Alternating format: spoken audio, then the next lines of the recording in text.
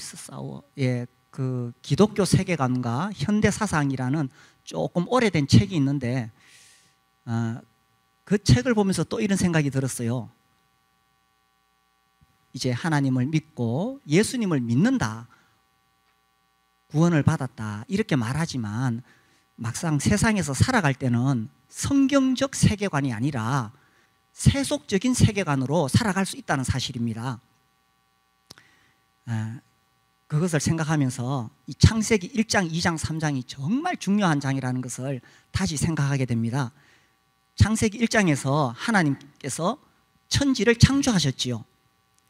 여기서 출발합니다. 우리는 창조주 하나님을 믿습니다. 그리고 그 창조의 절정이 하나님의 형상대로 만들어진 사람이지요. 창세기 2장에 들어가면 이 창조의 완성이 나옵니다. 하나님께서 선악과를 만드시고 사람과 이 언약을 맺으시죠. 그래서 이 선악과를 통해서 창조주와 사람이 이 관계를 가지게 됩니다. 이 굉장히 중요하죠. 그러나 3장에 들어가면 하나님께서 분명히 선악을 알게 하는 나무의 과실을 먹지 말라고 하셨는데 사람이 따먹죠. 타락입니다. 그래서 하나님께서 찾아오십니다. 네가 어디 있느냐. 이것은 범죄한 인간을 심판하고 벌 주기 위해서 찾으시는 것이 아니시죠. 하나님께서 타락한 사람에게 여자의 후손으로 구원받으실 것을 약속하기 위해서 오신 것입니다.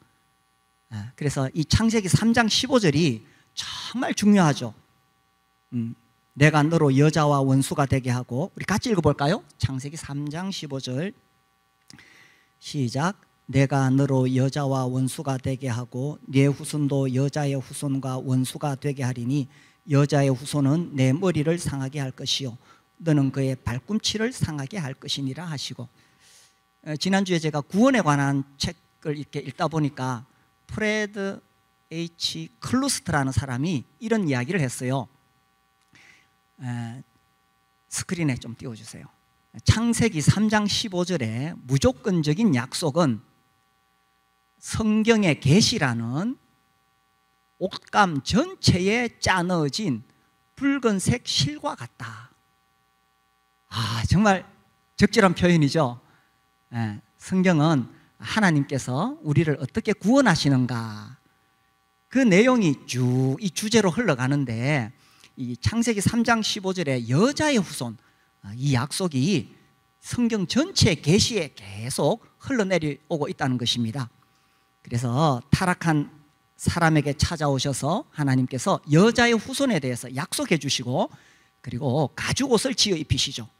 이 가죽옷의 비밀, 여자의 후손, 가죽옷의 비밀, 이것이 하나님께서 죄인인 인간을 구원해 가시는 하나님의 그 계획을 잘 드러내고 있는 것입니다. 그렇게 해서 아담과 하와는 에덴 동산에서 쫓겨났습니다. 우리가 이제 오늘 4장을 읽게 됩니다. 쫓겨나서 아담과 하와가 아들을 낳았는데, 큰아들 이름이 뭡니까? 가인. 둘째 아들은 아벨. 그 후로도 많은 자녀들을 낳았을 것입니다. 대표적인 이제 두 아들 이름이 나오지요. 이 가인과 아벨을 낳았는데, 가인은 농사 짓는 자였고 아벨은 양치는 자였습니다. 세월이 흐른 후에 3절에 보시면 세월이 지난 후에 가인은 땅의 소산으로 제물을 삼아 여호와께 드렸고 아벨은 자기도 양의 첫 새끼와 그 기름으로 드렸더니, 자, 그래서 두 사람 다 하나님께 제물을 드렸어요. 예배를 드린 것입니다. 그런데 4절 뒤에 여호와께서 아벨과 그의 제물은 받으셨으나 가인과 그의 제물은 받지 아니하신지라. 우리가 여기서 예배에 대해서 생각할 수 있습니다. 두 종류의 예배가 있다는 사실이죠. 하나님께서 받으시는 예배가 있고 받지 않으시는 예배가 있다는 사실입니다. 가인은 땅의 소산으로 바쳤는데 하나님께서 받지 않으셨어요. 아벨은 양의 첫 새끼와 기름으로 바쳤는데 하나님께서 받으신 거예요.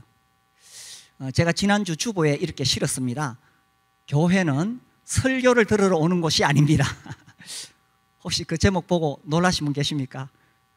저의 생각이었는데 전략이었는데, 교회는 단지 설교를 들으러 오는 곳이 아닙니다. 설교는 집에서 유튜브로 들을 수 있습니다. 교회는 예배를 드리러 오는 곳입니다. 특별히 우리는 매주 떡과 잔을 통해서 우리 하나님 또 나를 구원하신 우리 주님께 예배를 드립니다. 그리고 이 설교를 듣는 이 시간, 하나님의 말씀을 듣는 이것을 통해서 또 우리가 하나님께 예배를 드리는 거예요. 또 우리 교회에 오면 여러 가지 사역이 있잖아요. 그런 사역도 그냥 하나의 일로서 하는 것이 아닙니다. 하나님을 높이기 위해서, 하나님께 예배 드리기 위해서 그 어떤 하나의 행위가 사역이 되는 거예요. 그래서 우리의 삶의 중심에는 내가 정말 어떻게 참된 예배를 드릴 수 있을까 하는 것입니다. 내 마음을 다하고 힘을 다하고 정성을 다해서 생명을 다해서 내가 어떻게 하나님께 참된 예배를 잘 드릴 수 있을까 하는 거지요. 자, 그런데 이제 여기서 우리가 의문을 가지게 됩니다. 왜 가인의 제사는 받지 않으셨을까? 아벨의 제사는 받으셨을까? 이것은 여전히 많이 논란이 됩니다. 제가 지난주에 다시 한번 여러 주석을 쭉 찾아봤어요. 찾아보니까 뭐 이런저런 의견이 있는데, 그 중에서 특별히 이 첫 새끼에 방점을 두는 해석이 있습니다. 4절에 아벨은 자기도 양의 첫 새끼라고 되어 있죠. 그래서 하나님께서는 첫 새끼를 받으신다, 처음 익은 열매를 받으신다, 초태생을 받으신다, 처음 난 것은 모두 내 것이라 하나님께서 그렇게 말씀하셨어요. 그리고 처음 익은 열매로 하나님을 공경하라, 잠언에도 그렇게 되어 있지요. 이게 무슨 말이냐 하면, 우리가 하나님께 예배 드릴 때는 나의 가장 첫 번째 것을 드리라는 것이죠. 나의 가장 소중한 것을 드리라는 것이죠. 나의 가장 귀중한 것을 드리라는 것입니다. 오늘 이렇게 예배 드리러 나왔을 때도, 그죠? 정말 나의 온 마음을 다해서 어떻게 하나님께 예배할 수 있을까? 그래서 우리는 일주일 생활 중에 첫날을 택해서 예배를 드립니다. 일요일이 첫날입니까? 마지막 날입니까? 우리 보통 금, 토, 일이 마지막이라고 생각하는데, 달력 보세요. 무슨 요일부터 시작해요? 일요일부터 시작해요.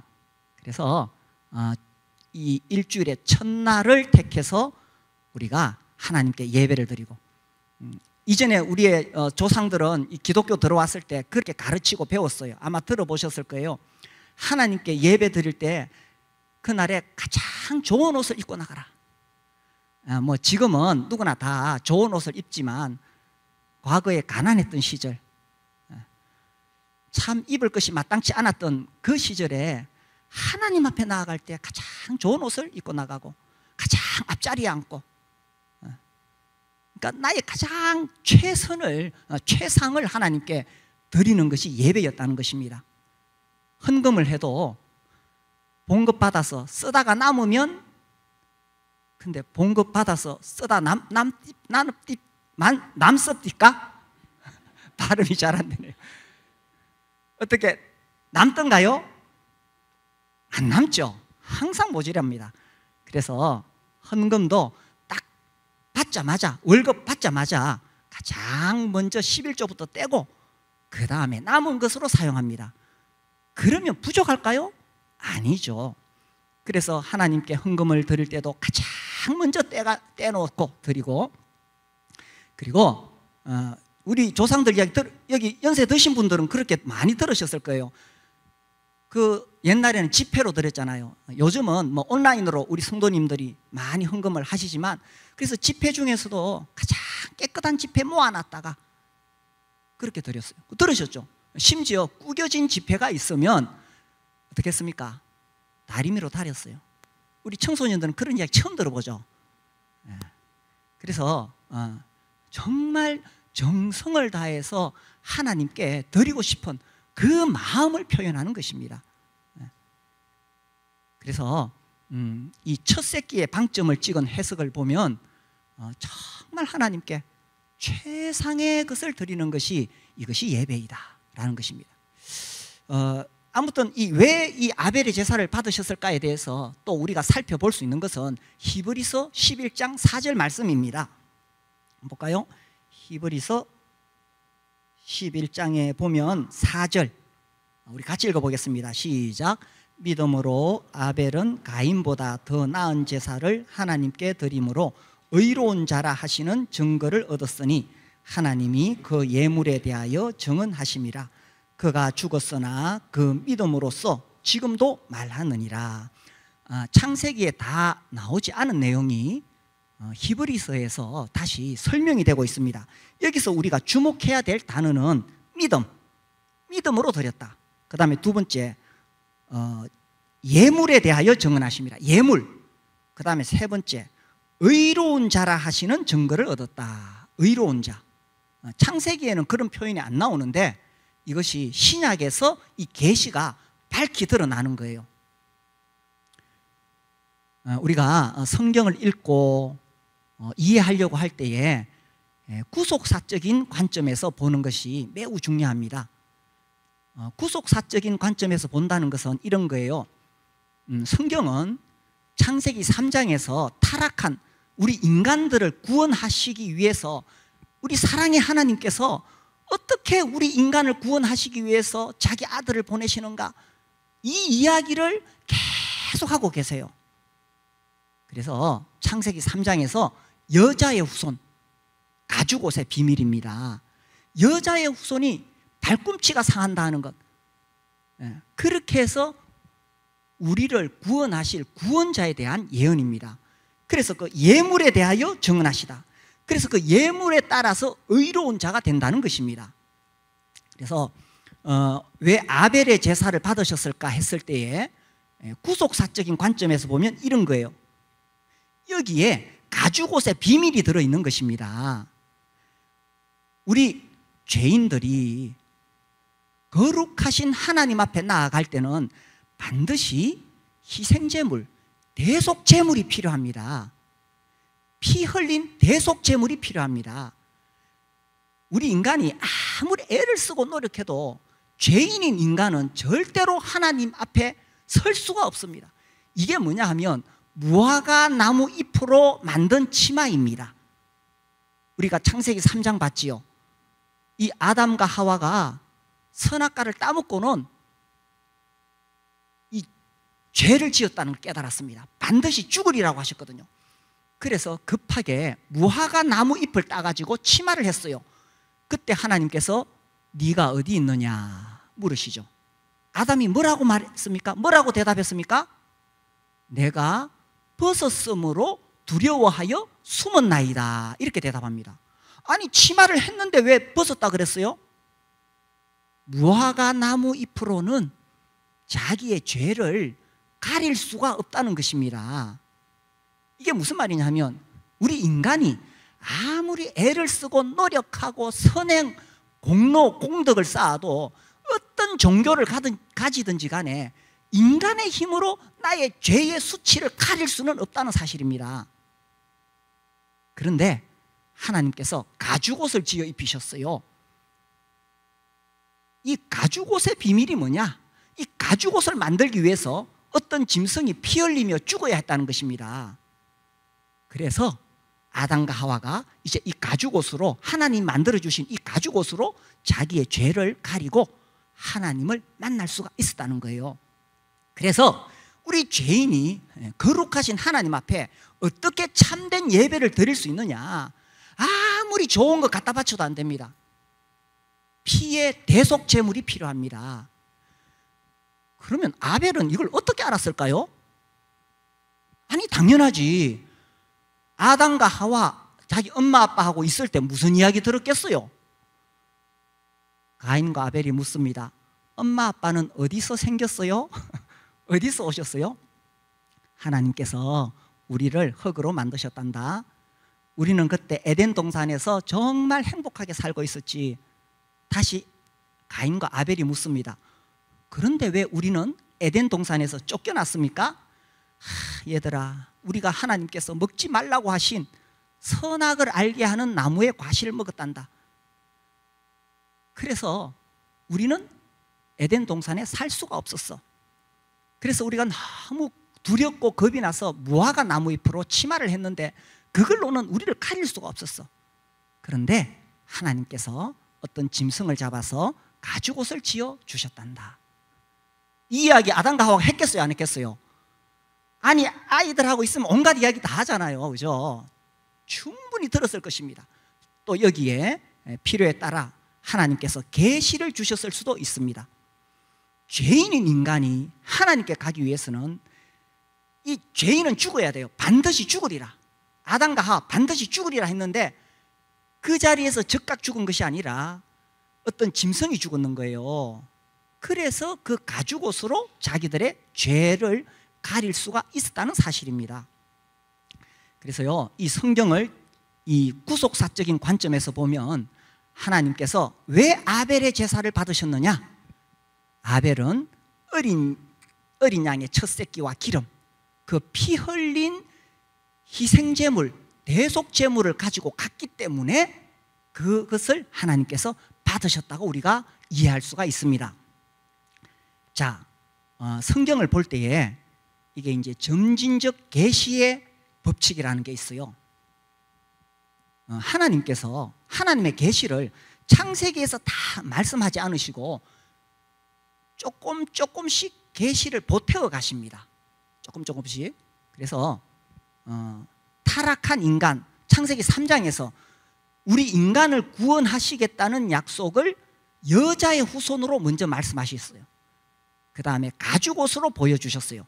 이것이 이제 서서히 계시가 점점 더 깊어지게 되는 거예요. 창출레민신, 모세가 기록했어요. 모세 오경이라고 말합니다. 애굽에서 나온 후에 모세가 이 창출레민신을 기록하면서 하나님으로부터 받은 이 계시를 기록해 나갔습니다. 우리는 이제 그 계시를 읽으면서 하나님께서 어떻게 여자의 후손 가죽옷의 비밀을 통해서 우리를 구원하시는가를 알 수가 있습니다. 그래서 출애굽기에 들어가면 이스라엘 백성들이 애굽에서 나온 날이 무슨 날입니까? 유월절이죠. 그 유월절에 어떻게 나올 수가 있었습니까? 어린 양을 잡아서 그 피를 문 좌우 설주에 발랐습니다. 하나님께서 애굽에 있는 모든 처음 난 것을 다 치실 때에 이렇게 약속하셨습니다. 내가 피를 볼 때 넘어가리라. 이게 유월이에요. 유월이라는 뜻이 넘어가리라. 그래서 이스라엘 백성들은 유월절 어린 양의 피를 통해서 그들이 구원을 받는 거예요. 자, 이게 가죽옷의 비밀이잖아요. 그리고 레위기 들어가면 이제 하나님께서 본격적으로 하나님께 드리는 제사에 대해서 가르쳐 주십니다. 레위기에 5가지 제사가 나와요. 번제, 소제, 화목제, 속죄제, 속건제 5개가 나오는데 그 중에 소제는 곡식 가루를 드리는 것이고 나머지 4개는 다 피의 제물입니다. 소나 양이나 염소를 하나님께 드리는 거예요. 이 소제는, 곡식 가루는 소제만 드리지는 않습니다. 항상 이 피의 제물, 다른 제물을 바칠 때에 같이 바치는 거예요. 그래서 이게 무슨 말이냐? 우리 인간이 하나님께 예배하고 하나님께 나아갈 때는 반드시 피의 제물이 필요하다는 것입니다. 그래서 이런 계시가 이제 창세기, 출애굽기, 레위기에서 제사, 민수기에서는 어떻게 나옵니까? 높이 들린 놋뱀으로 나타나죠. 그래서 이스라엘 백성들이 불뱀에 물려 죽어갈 때에 장대 위에 매단 이 놋뱀을 보면 살리라, 쳐다본 적 살리라, 이렇게 했잖아요. 이것이 이렇게 구약에서는 조금씩 계시가 주어지는 거예요. 그래서 드디어 이 계시가 어떻게 완성이 되느냐? 예수님이 오심으로 완성이 되죠. 그래서 우리 주님이 말씀하셨잖아요. 모세가 광야에서 뱀을 든 것 같이 인자도 들려야 하리라. 그래서 이 구약의 계시가 점점점점. 그래서 창출, 내민, 신 이렇게 가면서 구약의 선지자들이 더 이 구원자에 대한 계시를 하나님으로부터 계속 받아서 이렇게 기록되어 왔던 것입니다. 그리고 그 계시가 드디어 신약에 들어와서 우리 주 예수 그리스도를 통해서 완전히 이루어진 거예요. 그죠? 여자의 후손으로 오신다 하셨는데, 우리가 마태복음 1장 18절 잘 아시잖아요. 그죠? 예수 그리스도의 나심은 이러하니라. 그의 어머니 마리아가 요셉과 약혼하고 동거하기 전에 성령으로 잉태된 것이 나타났더니, 그래서 우리 주님이 여자의 후손으로 오신다는 말씀은 처녀를 통해서 오신다는 거죠. 이것을 벌써 700년 전에 이사야 선지자가 선언했지요. 보라, 처녀가 잉태하여 아들을 낳을 것이요 그 이름을 임마누엘이라 하리라.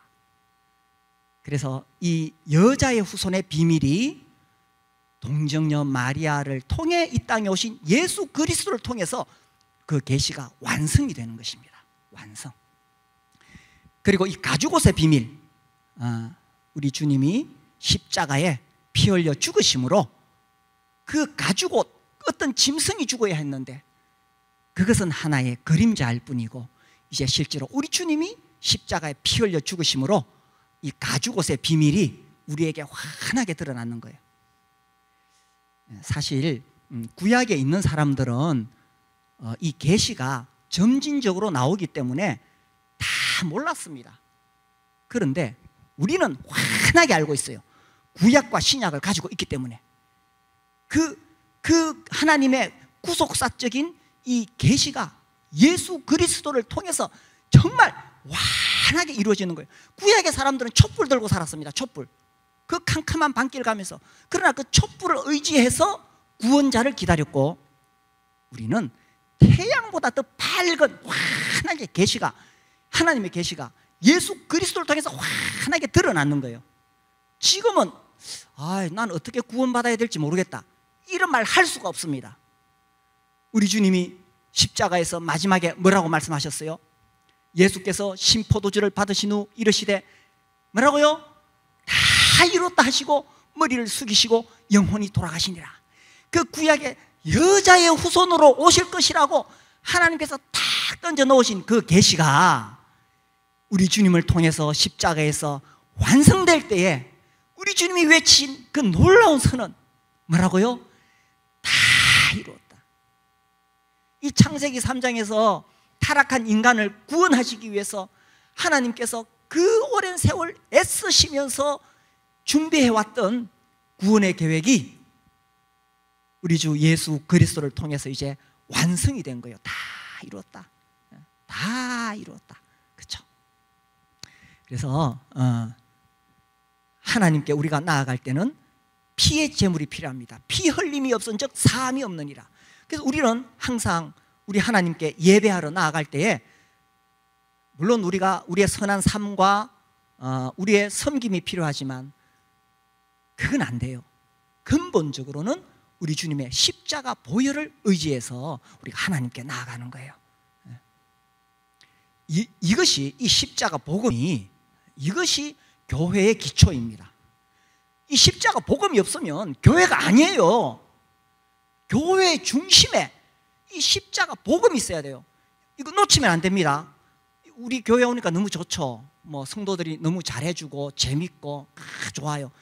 그런데 다른 거 다 좋아도요, 십자가 복음의 비밀이 없으면은 그거 다 소용없어요.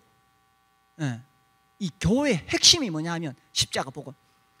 그래서 우리는 매주마다, 우리 교회는 특별히 매주마다 떡과 잔을 통해서 주의 만찬의 자리, 그 자리에서 우리 하나님께 예배를 드리는 거예요. 다른 교회는 안 하는데, 아니 다른 교회하고 비교할 필요 없어요. 나는 나를 구원하신 우리 주님이 얼마나 놀라운지 모르겠어. 발꿈치를 상하게 할 것이요, 창세기 3장 15절 예언되었는데, 이 뱀의 후손이, 이 사탄이 우리 주님을 십자가에 못 박아 죽였어요. 우리 주님이 십자가에 못 박혀 죽으시고 그분의 살이 찢기시고 그분이 피를 흘리셨기 때문에 내가 구원받았어. 너무 고마워. 그래서 우리 교회는 우리 주님을 기념하기 위해서. 왜? 주님 그렇게 명령하셨으니까 이것을 행하여 나를 기념하라 하고 주님이 복음서에서 말씀하시고 사도행전에서 실제로 이루어졌고 서신서에서 설명이 되어 있어요. 그래서 우리는 매주마다 떡과 잔 앞에서 우리 주님이 나를 어떻게 구원하셨는가를, 그 십자가 고난을 통해 나를 어떻게 구원하셨는가를 노래하는 것입니다. 그 시간에는 하나님 이것 좀 잘해주세요, 하나님 이것 좀 해주세요, 우리가 그런 말할 자격이 없어요. 떡과 잔 앞에서는 이미 하나님께서 자기 아들을 십자가에 주셨는데 뭐 또 더 달라고 할 게 뭐가 있어요? 그냥 하나님께서 나를 위해서 해놓으신 이것이 너무나 위대하기 때문에 그냥 고맙습니다, 감사합니다, 찬양합니다, 예배합니다. 주님, 내가 이 십자가 복음 전하면서 살게 해주십시오. 나를 복음의 증인으로 삼아 주십시오.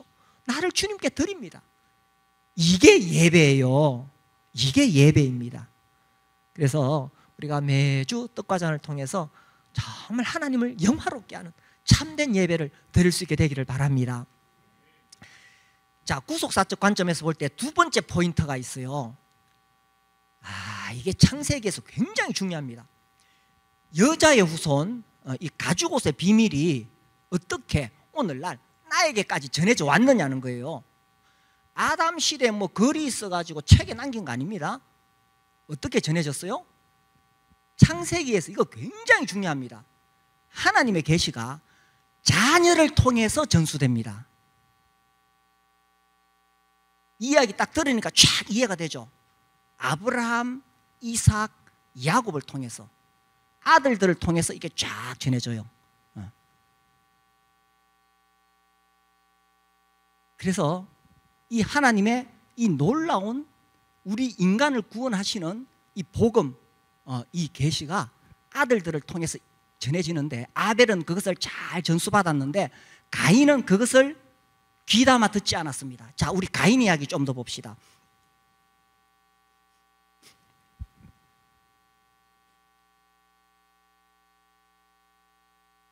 가인은요, 참 하나님 앞에 불손했습니다. 참 불경했습니다. 보세요, 이 5절에 보면 가인과 그의 재물은 받지 아니하신지라 가인이 몹시 분하여. 아니, 자기 재물을 안 받았다고 어떻게 화를 낼 수가 있습니까? 정말 하나님을 경외하는 법을 배우지를 못했습니다. 그래서 하나님께서 네가 왜 그렇게 화를 내느냐, 딱 보니까 가인이 지금 큰 일을 저지를 것 같아. 그래서 하나님께서 가인에게 딱 경고를 하십니다. 7절에 네가 선을 행하면 어찌 낯을 들지 못하겠느냐. 이게 헬라어로 번역될 때 70인역에 보면 네가 재물을 바르게 바쳤다면 어찌 낯을 들지 못하겠느냐 이렇게 되어 있습니다. 그러니까 잘못된 재물을 바쳤다는 거죠. 선을 행치 아니하면 죄가 문에 엎드려 있느니라. 죄가 너를 원하나 너는 죄를 다스릴지니라. 이렇게 분명히 경고를 했거든요. 그런데 결국은 가인이 자기 동생을 쳐 죽이죠. 최초의 살인이 일어난 것입니다. 그래서 하나님께서 찾아오셔서 가인에게 묻습니다. 8절, 가인이 그의 아우 아벨에게 말하고 그들이 덜에 있을 때 가인이 그의 아우 아벨을 쳐 죽이니라. 여호와께서 가인에게 이르시되 네 아우 아벨이 어디 있느냐. 하나님께서 물으셨어요. 그가 이르되 내가 알지 못하나이다. 내가 내 아우를 지키는 자니까. 요거 가만히 보세요. 얼마나 불손합니까? 하나님한테 딱 내가 아우를 지키는 자입니까? 이야, 하나님을 경외하는 법을 전혀 배우지 못했어요. 이 가인은 하나님 앞에 바르게 예물을 드리지 못했을 뿐만 아니라 살인을 저질렀죠. 하나님 앞에 대들지요. 그래서 하나님께서 벌을 내리십니다. 너는 앞으로 유리하는 자가 될 것이라 하면서 벌을 내렸어요. 자, 이렇게 벌을 내리셨을 때에 또 가인이 어떻게 반응했느냐. 13절 보세요. 가인이 여호와께 이르되 내 재벌이 지기가 너무 무거우니이다. 주께서 오늘 이 지면에서 나를 쫓아내시온즉 내가 주의 낯을 배웁지 못하리니 내가 땅에서 피하며 유리하는 자가 될지라. 물은 나를 만나는 자마다 나를 죽이겠나이다. 자, 이 대답에 회개하는 마음이 있습니까? 없습니까? 조금도 없습니다. 그냥 하나님 벌이 너무 무거우니까 날 좀 살려달라는 거지 회개하는 마음이 하나도 없습니다. 하나님께서 직접 말씀하시는데 이게 무서운 거예요. 아니, 우리도 죄를 지을 수 있습니다. 그러나 하나님의 말씀을 들을 때에 우리는 하나님 앞에 무릎을 꿇습니다. 잘못했습니다. 이렇게 돼야 되잖아요. 이 동생을 죽이고도 회개하는 마음이 하나도 없어요. 이게 얼마나 안타까운 일입니까? 그렇게 해서요, 결과가 뭐냐? 16절, 가인이 여호와 앞을 떠나서 에덴 동쪽 놋 땅에 거주하더니, 이 말씀에는 여호와 앞을 떠났다는 이 말씀에는 지리적인 의미도 있지만 심리적인 의미가 담겨 있습니다. 가인은 결국 여호와 앞을 떠난 거예요. 더 이상 하나님 간섭받기 싫다는 거예요.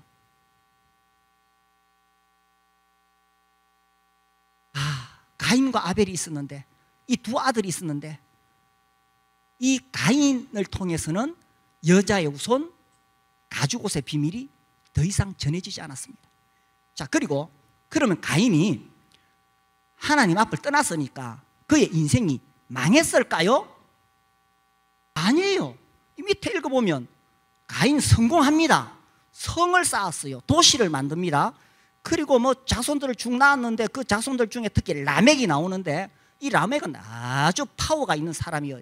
그리고 그 자손들 중에 가축을 치는 자, 수금, 퉁소, 구리와 쇠, 이 무슨 말이냐면 많은 재물을 모을 수 있었고 예술을 발전시키고 뛰어난 문명 기술을 만들고 그런 뜻입니다. 가인이 여호와 앞을 떠나서 망했습니까? 잘 됐어요. 이게 무서운 거라니까. 정말 아담과 하와가 가인에게 전해주어야 될 것은 하나님을 경외하는 것, 참된 예배를 전해줬어야 되죠. 이게 우리 부모들의 책임입니다. 창세기에서 아들에게, 자식에게, 자녀에게 하나님 경외하는 참된 예배를 전해주는 것은 정말 중요한 메시지입니다. 그리고 자녀들은, 우리 청소년들 보고 있나요?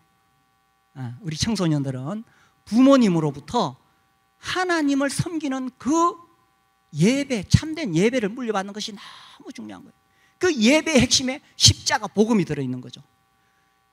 이 십자가 복음을 우리 자녀들에게 전해줘야 되고, 그래서 3대가 가야 돼요. 아브라함, 이삭, 야곱, 이 3대가 가야 돼요. 제가 이제 통합 예배에 관심이 있어서 뭐 이런저런 다른 교회에서 하는 책들을 보는데, 제가 지난주에 그 책을 보면서 참 감동이 있었어요. 그 교회는 다 어린이들도 다 함께 예배를 드리는데 3대가 할아버지 또 아들, 손자 이렇게 함께 찬양하고 똑같은 설교를 듣고 그렇게 예배를 드린대요. 굉장히 아름다운 거죠. 그래서 우리는 한 달에 한 번 세대 통합 예배를 드리지만 어쨌든 이 아들과 손자에게까지, 이 자녀에게 신앙이 전수되는 것은 너무나 중요하죠. 아들들에게 빌딩 물려줄 생각하지 마세요. 빌딩 물려주면 아들 더 망할 수 있습니다. 아들에게 하나님을 경외하는 참된 예배를 물려주라는 거예요.